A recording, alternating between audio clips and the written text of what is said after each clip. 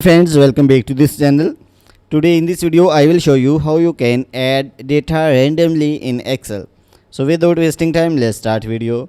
If you find this video is helpful for you, then please give like this video and subscribe our channel. So let's start. So guys, sometime we want to add data randomly in Excel. So how we do it? So firstly, select the cells where we want to add the data. So after that, write a formula is equal RAND between.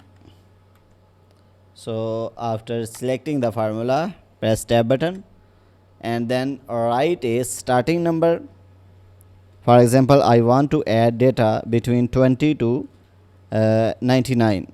So here I write a starting number and then use a comma and then write a ending number and then close a bracket and then press Ctrl and enter button.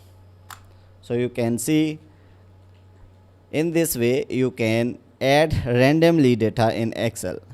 So guys, if you want to watch more useful videos related to Excel, then go to playlist and you can find more useful videos related to Excel.